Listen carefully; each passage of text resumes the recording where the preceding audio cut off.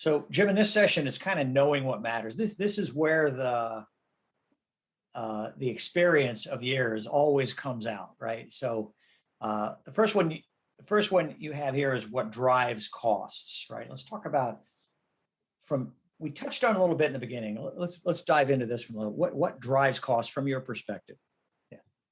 Yeah, and we did touch on this in one of the earlier sessions, but the areas that drive costs, and when I talk about costs, I look at what is the bottom line and what are the buckets that make up that bottom line. And in those buckets, what drives that? So we talked about, and I'll talk about the three buckets we talked about. We talked about basically labor, material, and logistics. And we mentioned, or I've mentioned a couple of times, that labor, depending on the type of situation, it can be 50, 60% of the cost. The bigger the event, probably the more resources you're bringing in, and that cost goes up, and the logistics will go up. Material can or cannot go up depending on what type of event it is. But when I look at what's driving that labor cost, you've got to look at a lot of different things. Is that event hitting just you? Is that event coming through your property and then it's going to go to the next, so that the availability of resources, if it's going from west to east, getting any resources from the east, they're going to be waiting until the event goes through.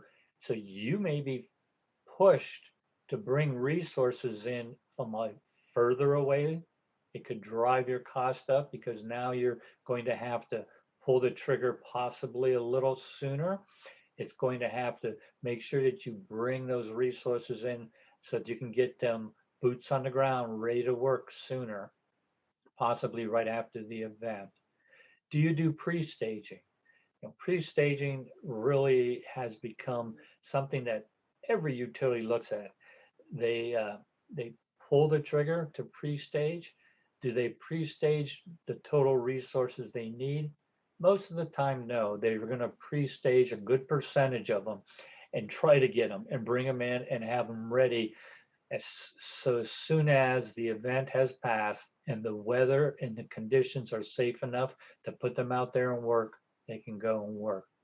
So knowing where your resources are coming from, how soon you can get them, when can they work, whether you're pre-staging them, how you're going to take all those into account to make sure you're keeping your costs associated with your labor as manageable and keeping it at basically as low as you can, but still making sure you meet all the criteria for being safe, efficient, and providing stakeholder value, customer satisfaction. The other two buckets, when you look at material, one thing that you got to look at is in situations. If you go ahead and you replace like for like, then it's easy to go ahead and understand that most places are going to look at it and say, okay, you weren't trying to incorporate maybe a system upgrade or a hardening at the same time you were doing your restoration work. Some people allow it, some people don't. But when you look at it, I believe when FEMA looks at it, they are pretty strict on like for like, knowing that matters. So if you put a 45-foot pole in where there was a 40-foot pole, that's going to create some issues in driving costs.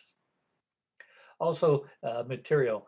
Has material costs gone up? Making sure that some places, what they'll do is they will overstock their storerooms prior to the storm season, but they'll overstock it such that by the end of the year, after storm season is completed, they're back to that minimum amount of material they need.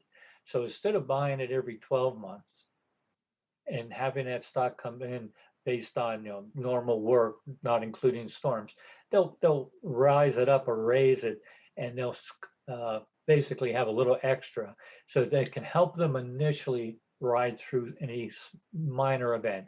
Obviously, you get in a bigger event, you're going to have to be able to